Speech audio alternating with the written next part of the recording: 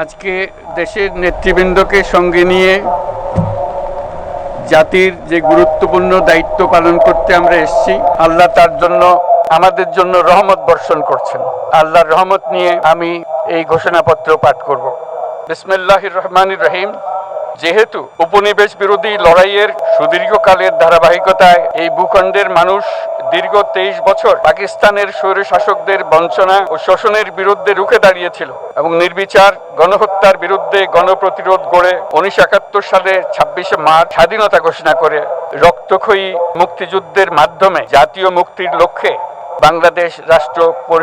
প্রতিষ্ঠা করেছিল। এবং যেহেতু বাংলাদেশের আপামর জনগণ দীর্ঘ আন্দোলন সংগ্রামের মধ্য দিয়ে এই ভূখণ্ডে স্বাধীনতার ঘোষণাপত্রে বিবৃত সাম্য, মানবিক মর্যাদা, সামাজিক সুবিচারের ভিত্তিতে উদার গণতান্ত্রিক রাষ্ট্র বিনির্মাণের আকাঙ্ক্ষাকে বাস্তবায়নের জন্য সর্বোচ্চ ত্যাগ স্বীকার করেছে। এবং যেহেতু স্বাধীন বাংলাদেশের 1972 সালের সংবিধান প্রণয়ন পদ্ধতি এর কাঠামোগত দুর্বলতা ও অপপ্রয়োগের ফলে স্বাধীনতা পরবর্তী আওয়ামী লীগ সরকার মুক্তিযুদ্ধের জনআকাঙ্ক্ষা পূরণে ব্যর্থ হয়েছিল এবং গণতন্ত্র ও রাষ্ট্রীয় প্রতিষ্ঠানগুলোর কার্যকারিতা ক্ষুণ্ণ করেছিল। এবং যেহেতু স্বাধীনতা পরবর্তী আওয়ামী লীগ সরকার স্বাধীনতার মূল মন্ত্র গণতান্ত্রিক শাসন ব্যবস্থার বিপরীতে বাকশাল নামে সাংবিধানিকভাবে একদলীয় শাসন ব্যবস্থা কায়েম করে এবং মত প্রকাশ ও বিচার বিভাগের স্বাধীনতা হরণ করে, যার প্রতিক্রিয়ায় 1975 সালের 7ই নভেম্বর দেশের সিপাহী জনতার ঐক্যবদ্ধ বিপ্লব সংগঠিত হয় এবং পরবর্তী সময়ে একদলীয় বাকশাল পদ্ধতির পরিবর্তে বহুদলীয় গণতন্ত্র, মত প্রকাশ ও বিচার বিভাগের স্বাধীনতা পুনঃপ্রবর্তনের পথ সুগম হয়। এবং যেহেতু 80-র দশকে সামরিক স্বৈরশাসনের বিরুদ্ধে দীর্ঘ 9 বছর ছাত্র জনতার অবিরাম সংগ্রামের মধ্য দিয়ে 1990 সালে গণ অভ্যুত্থান সংগঠিত হয় এবং 91 সনে পুনরায় সংসদীয় গণতান্ত্রিক শাসন ব্যবস্থার প্রবর্তন করা হয়। এবং যেহেতু দেশি বিদেশি চক্রান্তে সরকার পরিবর্তনের গণতান্ত্রিক প্রক্রিয়া ব্যাহত হওয়ায় 1/11-র মতো ষড়যন্ত্রমূলক ব্যবস্থার মাধ্যমে বাংলাদেশে শেখ হাসিনার একচ্ছত্র ক্ষমতা, আধিপত্য এবং ফেসিবাদের পথ সুগম করা হয়। যেহেতু দীর্ঘ 16 বছরের ফেসিবাদী অগণতান্ত্রিক গণবিরোধী শাসন ব্যবস্থা কায়েমের লক্ষ্যে এবং একদলীয়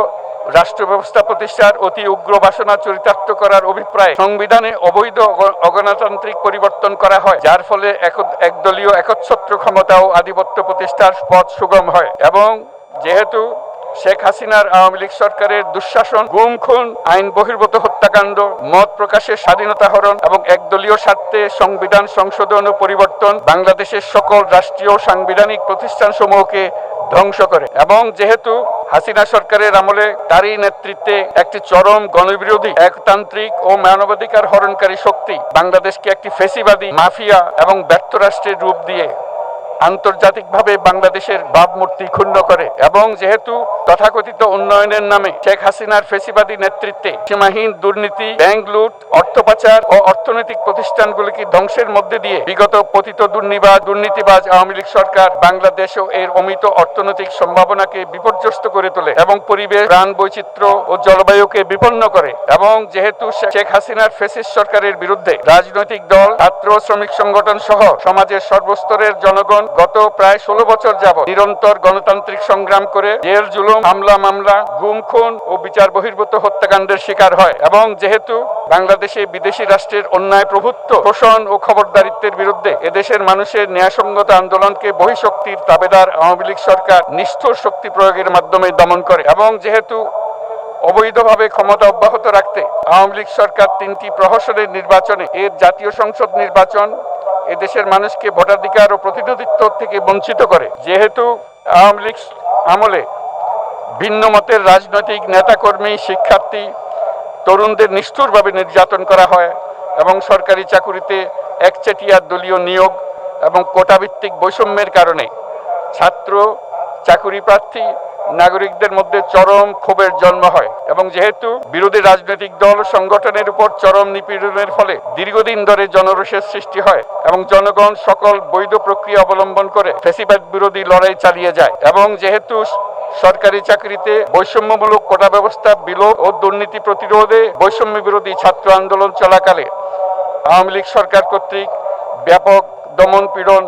বর্বর অত্যাচার, মানবতা বিরোধী হত্যাকাণ্ড চালানো হয়, যার ফলে সারা দেশে দলমত নির্বিশেষে ছাত্র জনতার উত্তাল গণ অভ্যুত্থানের রূপ নেয় এবং যেহেতু ফ্যাসিস্ট শক্তির বিরুদ্ধে অদম্য ছাত্র জনতার অভ্যুত্থানে রাজনৈতিক দল, ধর্মীয়, সামাজিক, সাংস্কৃতিক, পেশাজীবী, নারী ও শ্রমিক সংগঠন সমূহ সমাজের সকল স্তরের মানুষ যোগদান করে এবং আওয়ামী ফ্যাসিবাদী বাহিনী রাজপথে নারী, শিশু সহ প্রায় 1000 মানুষকে নির্বিচারে হত্যা করে, অগণিত মানুষ পঙ্গুত্ব, অন্ধত্ব বরণ করে। আন্দোলনের চূড়ান্ত পর্যায়ে সামরিক বাহিনীর সদস্যগণ জনগণের গণতান্ত্রিক লড়াইকে সমর্থন প্রদান করে এবং যেহেতু অবৈধ শেখ হাসিনা সরকার পতন, ফ্যাসিবাদী ব্যবস্থার বিলোপ এবং নতুন রাজনৈতিক বন্দোবস্তের লক্ষ্যে বৈষম্য বিরোধী ছাত্র আন্দোলনের ডাকে জনগণ অসহযোগ আন্দোলন শুরু করে, পরবর্তী সময়ে 5ই আগস্ট ঢাকা অভিমুখে লং মার্চ পরিচালনা করে এবং ফ্যাসিবাদ বিরোধী আন্দোলনরত সকল রাজনৈতিক দল, ছাত্র জনতা তথা সর্বস্তরের সকল শ্রেণীর, পেশা, আপামর জনসাধারণ আন্দোলনের চূড়ান্ত পর্যায়ে গণভবনমুখী জনতার উত্তাল যাত্রার মুখে ফ্যাসিস্ট হাসিনা 5ই আগস্ট 2024 তারিখে পদত্যাগ করে দেশ ছেড়ে পালিয়ে যেতে বাধ্য হয় এবং যেহেতু বাংলাদেশের রাজনৈতিক ও সাংবিধানিক সংকট মোকাবেলায় গণ অভ্যুত্থানের মধ্য দিয়ে ব্যক্ত জনগণের সার্বভৌমত্বের প্রত্যয় ও প্রয়োগ রাজনৈতিক ও আইনি উভয় দিক থেকে যুক্তিসঙ্গত, বৈধ ও আন্তর্জাতিকভাবে স্বীকৃত এবং যেহেতু জনগণের দাবি অনুযায়ী এরপর অবৈধ দ্বাদশ জাতীয় সংসদ ভেঙে দেওয়া হয় এবং সংবিধানের 106 অনুচ্ছেদ অনুসারে সুপ্রিম কোর্টের মতামতের আলোকে সাংবিধানিকভাবে ডক্টর মোহাম্মদ ইউনূসের নেতৃত্বে 8ই আগস্ট 2024 তারিখে একটি অন্তর্বর্তীকালীন সরকার গঠন করা হয় এবং যেহেতু বাংলাদেশের সর্বস্তরের জনগণের ফ্যাসিবাদ বিরোধী তীব্র আকাঙ্ক্ষা এবং ছাত্র জনতার অভ্যুত্থানের মধ্য দিয়ে ফ্যাসিবাদ, বৈষম্য, দুর্নীতিমুক্ত সমাজ ও রাষ্ট্র বিনির্মাণের অভিপ্রায় প্রকাশিত হয়, সেই হেতু বাংলাদেশের জনগণ শাসন ও সুষ্ঠু নির্বাচন, ফ্যাসিবাদী শাসনের পুনরাবৃত্তি রোধ, আইনের শাসন, অর্থনৈতিক ও সামাজিক ন্যায় বিচার নিশ্চিত করার লক্ষ্যে নিয়মতান্ত্রিক উপায়ে বিদ্যমান সংবিধান ও সকল রাষ্ট্রীয় সাংবিধানিক প্রতিষ্ঠানের গণতান্ত্রিক সংস্কার সাধনের অভিপ্রায় ব্যক্ত করে এবং সেহেতু বাংলাদেশের জনগণ বিগত 16 বছরের দীর্ঘ ফ্যাসিবাদ বিরোধী আন্দোলন সংগ্রামকালে এবং 2024 সালের জুলাই গণঅভ্যুত্থানকালীন সময়ে ফ্যাসিস্ট আওয়ামী লীগ সরকার কর্তৃক সংগঠিত গুম, খুন, হত্যা, গণহত্যা,